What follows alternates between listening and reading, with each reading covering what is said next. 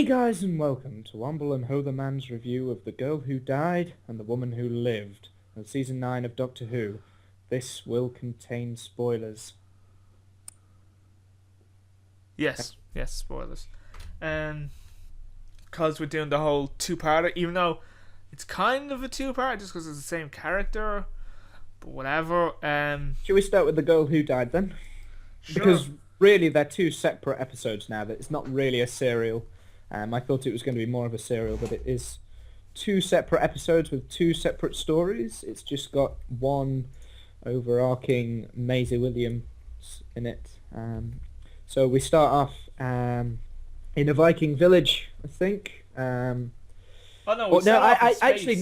starts off with a completely different story, which is kind of cool. It's always I always enjoy the Doctor Who episodes that start off as another story,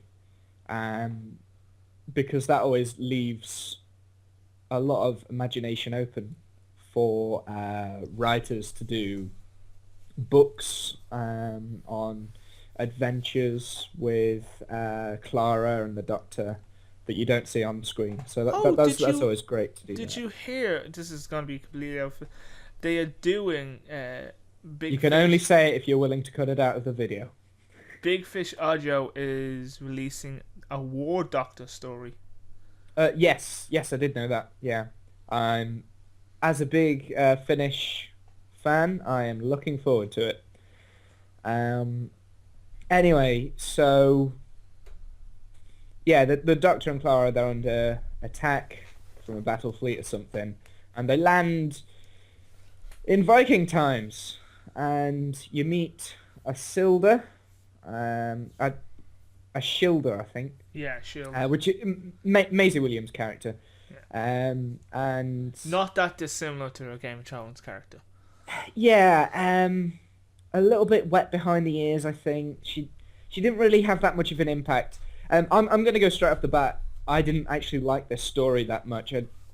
I think the ideas for like the villain were really good, but they didn't really do much by it. The villain more looked like, he's wearing an Odin hat, whatever, and he more looked like a pirate.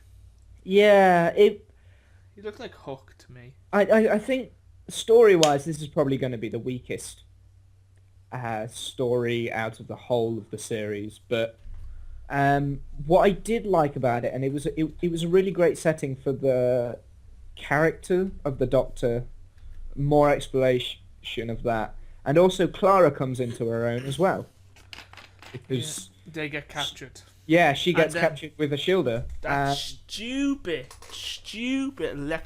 sunglasses, screwdriver, whatever, sonic glasses come back, and yeah, well, they break them, and I thought that, yes, this is the end of the glasses, but no, that's the Woman Who Lived as well. Yay. But he could have had something deadly, like something to do with a guitar, because his whole thing is he's the rock doctor. Yeah. Well, actually, from the last series, and I'm actually glad that they've done this, his whole outfit has changed. And if you notice, I noticed this like straight away, but I haven't mentioned it yet. He's actually wearing William Hartnell trousers. Yeah, they look like, to me, they look like pajamas. The pattern is like a pajama pattern. Well, yeah, I know, but I think what Moffat's trying to do is that he's trying to bring the Doctor back to his roots. And the first time you see him in the... But the most stupid thing about this whole thing about bringing everything back to like classic Who, he's the one who did all these changes in the first place. Moffat? Yeah. Well, yes. Like, he's basically going, everything I did with Matt Smith was rubbish. Well, no, because he was still trying to get back to classic Doctor Who with Matt Smith as well.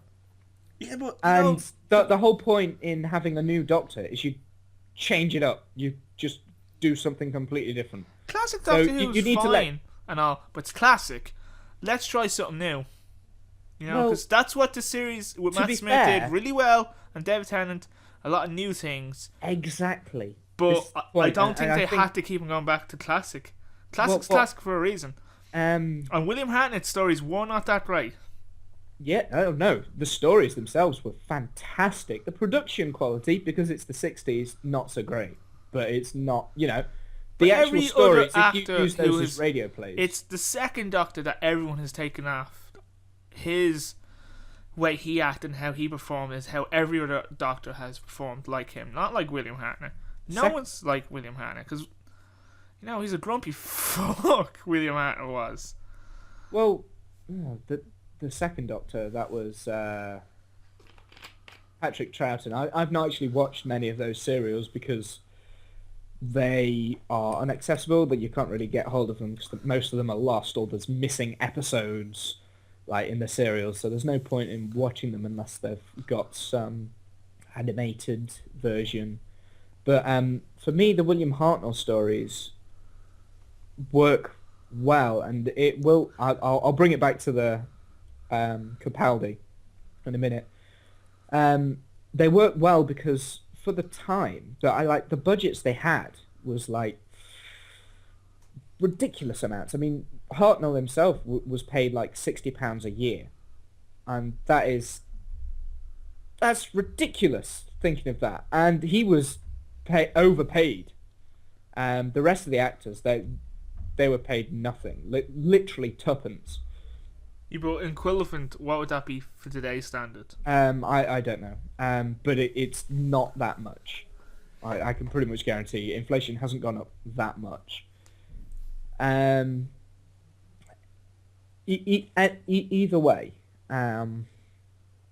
like the stories of back then for the first Doctor, they were almost radio plays because, I mean, television had only been around for 10 years.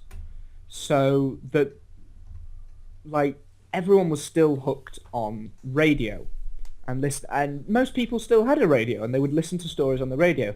So the writers of the time, they didn't know how to do things really with television. They didn't have a television mind, and there are some episodes that work well on the television.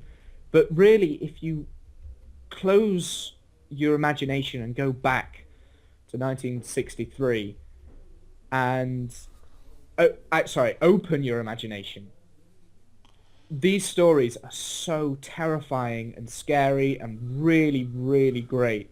And it's the whole reason why Doctor Who's around today, because if it wasn't working, they would have ended it with William Hartnell. They nearly did. Yeah, exactly, they nearly did. But either way, I don't. My point is, think they should. It's all right looking back now and again, but I don't think that of him trying to undo everything he's done, I think it's pointless. Well, yeah, but he's not. And you can only do new things so many times before it gets boring and cliche. You can't do something new and original. I mean, we're on series 9, and how many times the have you first used eight, the the first Daleks? the first 8 series has been doing something new and interesting, like whether it be with the Daleks or whether it be like new monsters. And it's like been a new look on the Doctor Who, bringing it back to what it was and still having this grungier look works well with this Doctor, and that's why Doctor Who is such a great TV show, because it's forever changing and ever evolving. Now, anyway, back to the episode.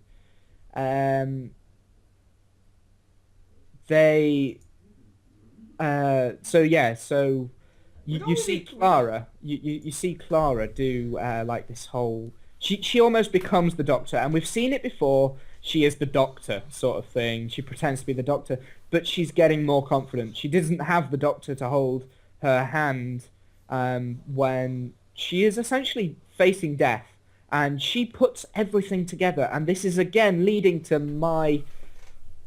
I don't know. I think that she's going to become like a Doctor-like character by the end of her story arc, and she can hold her own, which is why I love Clara so much, because she's not just like someone who gets pushed around and shoved under the corner. I see her dying by the end of this, or being lost. Yes. Well, maybe. I 'Cause look at don't. I every don't think they can kill her off because she's the woman. Well, she's the one who does die a lot. So if they yes, killed her off, then that would be. We've seen her die before. I want to see her become but to, almost like a Donna character, yeah, but not have her limited back to but look at humanity. all the companions he's had, right? So you started with Billie Piper, Rose Tyler. She got stuck in a different dimension and all this stuff. She didn't have a good ending. Marta loved the Doctor too much, and she didn't have a good ending. Okay, wait. Nah, they have had good endings because Russell T Davies couldn't leave it alone and came back to it and then gave her a happy ever after ending. So Rose Tyler got the happy ever and Yeah, but at the time when their series yeah, ended, that doesn't matter now because but it does for Clara. So then you had Donna, who Donna's not been touched and she has had a sad ending. Yeah, And that is still a sad ending, and that's probably why she's my favourite and Amy and companion, Rory, because she has that sad ending. Amy and Rory, they've had that sad ending, but it's like a happy sad ending for them because they live together at the end, and they're happily ever after. But for the Doctor, it's sad. there was a scene deleted. It was never even recorded, and it was somewhat animated. It was a scene deleted from their final episode where I thought this should have been in it to give a nice conclusion. It goes back to his dad, and a man opens the door and blah blah blah blah, going, "Dad, this is your great grandson. Say hi." And they just him and Amy adopted, and because they kind of left, the Doctor never even, there was just nothing done with Rory's dad or Amy's parents. But they gave a little bit close for Rory's dad, who was big at the time. He was a very fun character. He was on dinosaurs on the ship. Yeah, and I wanted him to be in more of those because I can't remember the actor's name, but he's such a great comedic actor. He was in Harry Enfield, wasn't he? Harry Potter, yeah, he was Ron Weasley. No, Harry Enfield. Oh, didn't he do that? Oh yeah. that's Paul Merton. I think you're thinking of Harry Enfield and Paul Merton. Was he not in some of the episodes? Suit you, sir. I don't know. I hate you for this. Suit you, sir. Suit you, sir. Mark Williams. That's his name. That's the name of the actor. Anyway, he is a great, funny comedian actor, and like I said, it probably his greatest roles have probably been the Harry Potter films, where he's been Ron Weasley's dad. I can't remember. Arthur Weasley, I think. But anyway, back to The Girl Who Died. The Fast Show. He was on The Fast Show. I don't know. I didn't watch that. Back to The Girl Who Died. So we get a Shilda's character, and the only character gets any kind of story, really. You see the Doctor.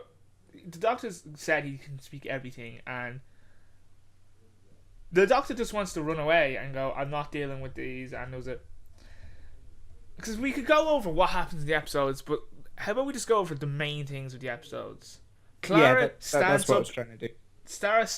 Clara stands up tall to Odin. Goes blah blah blah.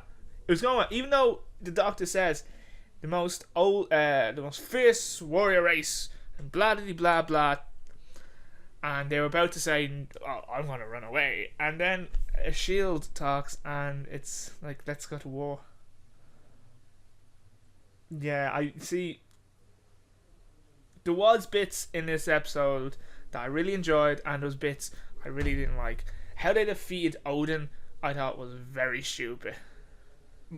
Yeah, well, like I said, the story itself wasn't good, but the character exploration was, and it sort of led into the more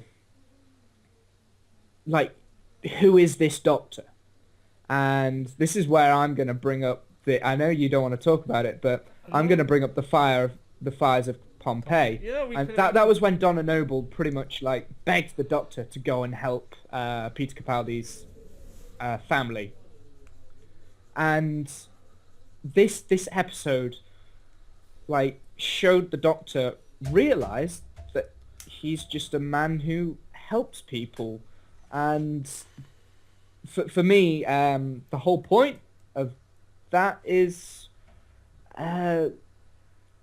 it kind of helped his story go on a little bit more, and I think that's going to impact more, and that also leads into the next episode, which was The Woman Who Lived. Oh yeah, but let's spoils and all this. So Shield uses her storytelling ability, uses one of the guy's heads, and makes Odin see a giant. What was it again? I don't know. Dragging or some kind of creature. And Yeah. they take a video of it. It was like, if you leave this planet alone, you'll be fine. But if you come back, we'll show the entire universe this video. You've been scared of a piece of wood. A Shield dies, and it looked like the Doctor knew she was gonna die. Yes, I think he did. I think he knew that right from the beginning.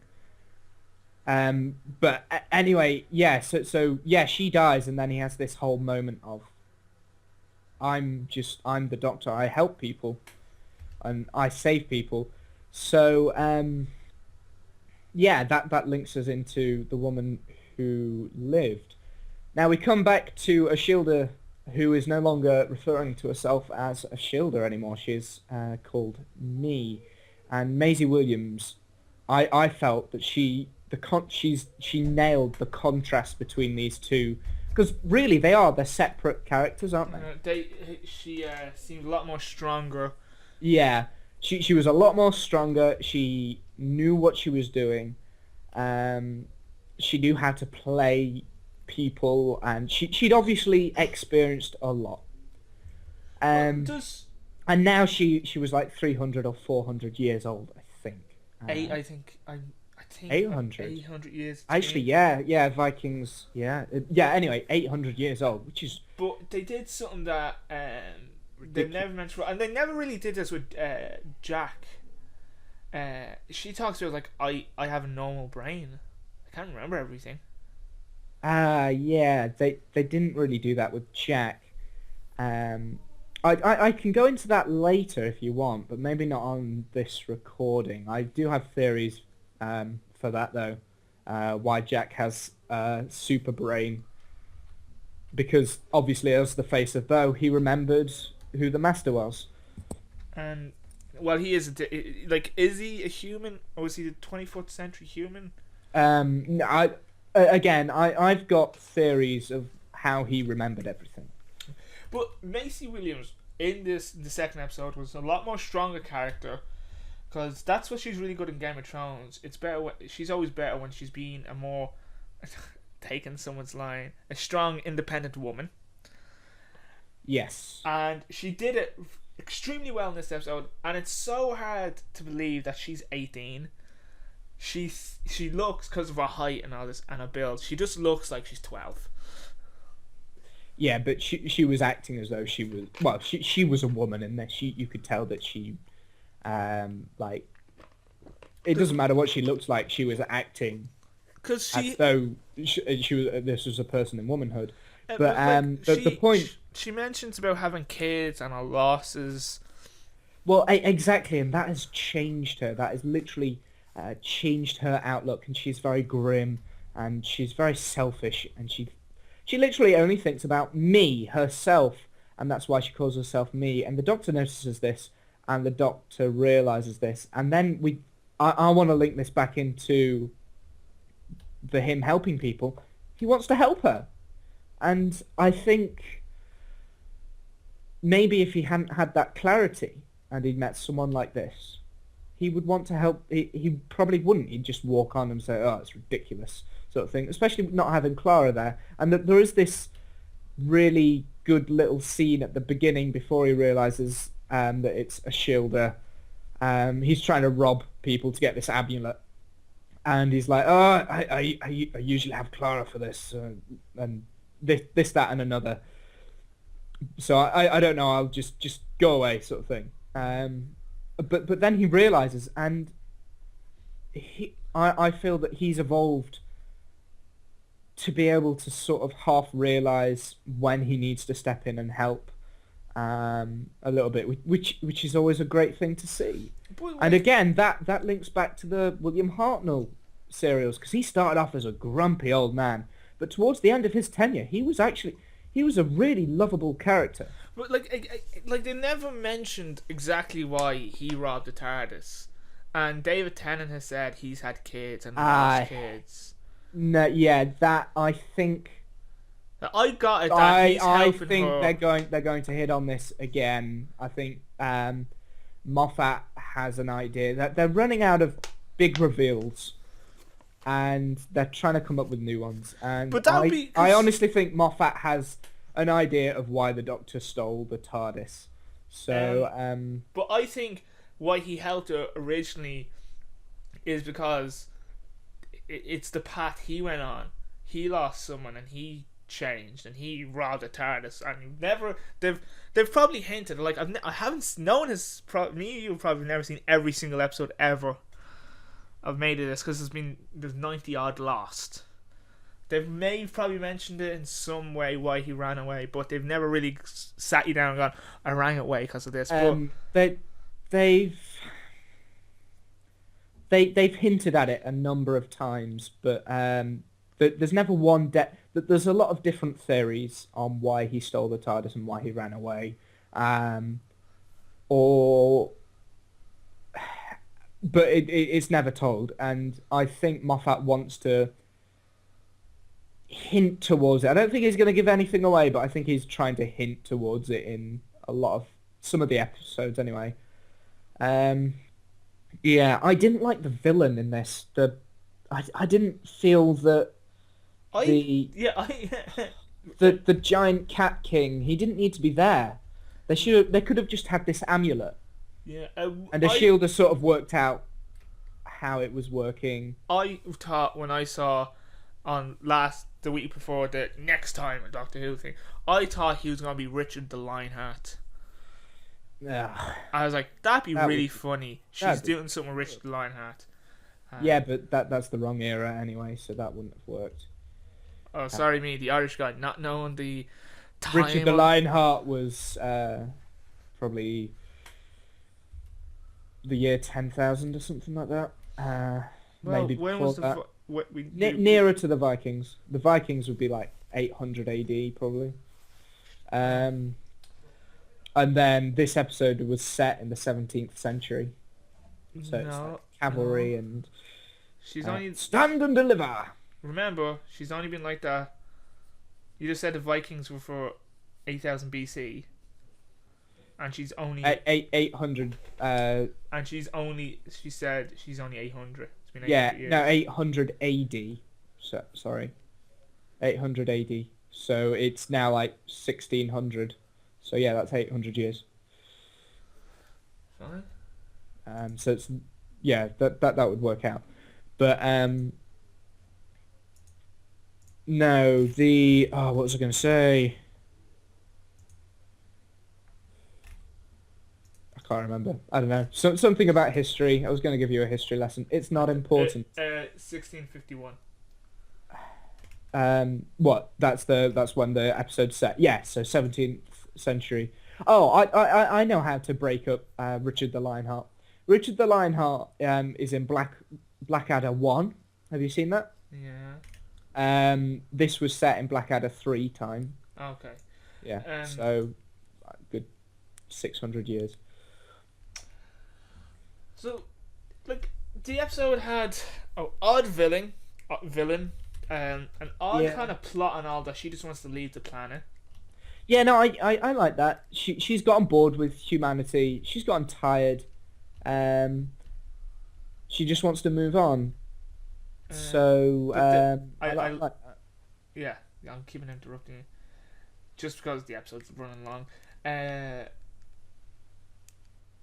The ending of it, the guy died to open the portal, and they're like, even though they've mentioned it about because she has a second thing to make someone immortal or to heal them, and Yeah. and the whole reveal of that stupid thing of the only way to undo it is to and they're like, oh, so he's not.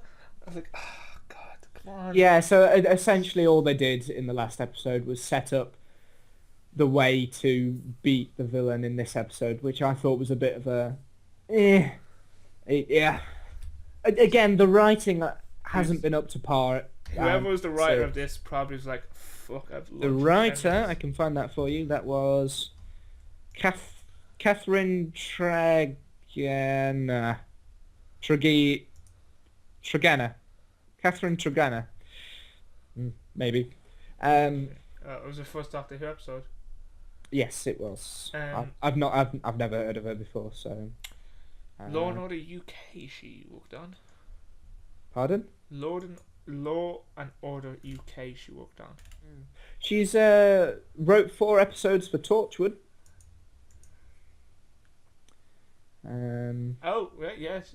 Wrote episodes for EastEnders, Casualty, Law and Order UK. Let's not talk about. But not exactly the best CV, but the ending where it seemed like this was out of place because of I'm gonna be a dick and say continuity things. And what they should do in the final episode, because Missy is probably going to be in the final episode somehow, just haven't been revealed yet. Or something happens that they should do it for future DVD releases. Every time there's a big crowd, they should have like somehow Photoshop her into them. Do you want to know what the episode titles are for the last 2 episodes of this series? Go on. They are Heaven Sent and Hell Bent, and they're both wrote by Stephen Moffat, obviously, because as they usually are, and directed by Rachel Talalay. Come on, Moffat, please don't fuck this up. Well, he does every season finale and every season start because he's the chief exec writer. I know, but come on, Moffat. So we're actually. Oh, right, never mind. The final episode is actually in December. 5th of December, yeah. Right. Well, I think those are our thoughts on the pretty much the serial. I don't want to call this a serial. I reckon these are 2 individual episodes, and I think the whole thing could have been better if they'd have put the girl who died probably episode 3 of the series, and then the woman who lived episode 9. There's also... just had a bigger gap between the 2 because then it would have been more of a shock when she returns. Yeah. But I mean not have this episode till next season. No, that's too. I think that's too far because she's going to come back next season anyway. I want to see her as a recurring character that pops up every now and then. Probably get her own spin-off that gets cancelled after a few episodes. No, I don't think that's going to happen because that would be. Oh, there is a new spin-off. Much. Have you heard of the new spin-off show for Doctor Who? No. Right, we won't talk about it because I don't know that much information on it, but it's going to involve teenagers. Right. And no doctor. Well, so, I've been holding, man. That's H. Sheldon, man. He has been Mr. Womble, and we have been talking about the girl who died and the woman who lived. If you think we've missed anything or you want to know anything more about this, please hit the comments below. Like, favourite, and subscribe. Don't go to Womble's channel because, he doesn't deserve it. And any final thoughts, Womble? Just go on Wikipedia and find out all the information. That's pretty much what I've been doing. Yeah. And don't, yeah. Okay. Bye!